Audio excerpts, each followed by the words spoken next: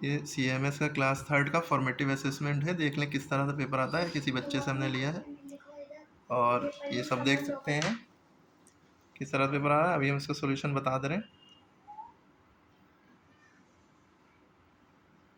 ठीक है। अब हम एक एक क्वेश्चन का थोड़ा थोड़ा सोल्यूशन बता देते हैं। पहले ये वाला बता दे रहे हैं, ये सबसे आसान है। आप लोग ध्यान से देखिए, यहाँ क्वेश्चन में पूछा गया है कि ये जो होता है भाई डिवाइज़र होता है, जो ये डिवाइड के निशान के बाहर लिखा होता है ये क्या होता है, डिवाइज़र। डिवाइड के निशान के अंदर जो होता है ये डिविडेंड कहलाता है। क्या कहलाता है, ये डिविडेंड।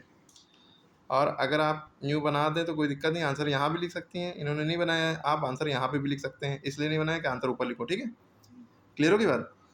तो आप इसको करते कैसे हैं, देखिए यहाँ पे सबसे पहले बताना है क्वोशंट क्या होगा। क्या क्वोशंट क्या होगा, उसको भरो। क्वोशंट उसे कहते हैं जो यहाँ पे आंसर आता है, जो आंसर आता है उसे क्वोशंट कहते हैं। या तो यहाँ पे लिखो या तो यहाँ पे आंसर लिखो, तो वो क्वोशंट कहलाता है, क्वोशंट, ठीक है। और जो नीचे बचता है वो रिमाइंडर होता है। अब 5 के टेबल में 43 आएगा, 5 के टेबल में 43 नहीं आता, लेकिन उससे कम क्या आता है, उससे कम आता है 40, है ना। 5 के टेबल 40 कितनी बार में आता है, 8 बार में। तो 5 8 ज़ा 40। अब 8 आप यहाँ लिखिए चाहे यहाँ लिखिए, 5 8 ज़ा 40। 5 का टेबल 8 बार पढ़ा तो जो आया यहाँ पे लिखा, ठीक है। क्लियर हो गई। 5 8 ज़ा 40।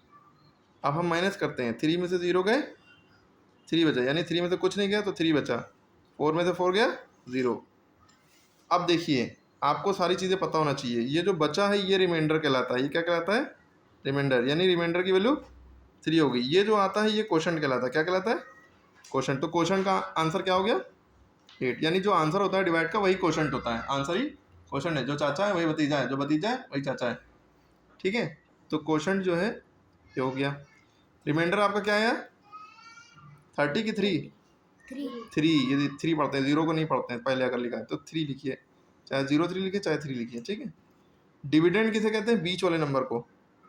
तो डिविडेंड कितना है, 43 43 4 3।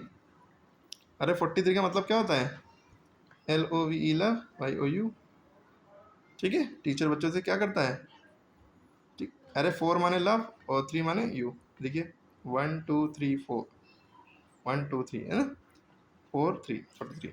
डिवाइडर क्या है, जो बाहर लिखा होता है इसे डिवाइडर कहते हैं। तो 5 क्या हो गया हमारा, डिवाइजर। क्लियर हो गई बात। डिवाइजर बाहर रहता है वो लिख दिया, डिविडेंड अंदर होता है वो लिख दिया, क्वोशंट जो आंसर आता है ये लिख दिया, और रिमाइंडर आर ये होता है ये लिख दिया जो नीचे बचता है। क्लियर हो गई बात। अब बचा हुआ सारा हम अगली वीडियो में बता दे रहे हैं, ये सारी चीज़ें अगली वीडियो में बता दें ताकि वीडियो बड़ी ना हो। ओके, समझ में आया, ओके।